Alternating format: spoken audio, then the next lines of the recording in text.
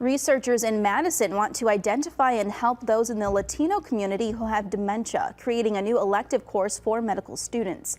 The course has students learn critical education, strategies, and tools to help provide care for Latino members with dementia who struggle due to language.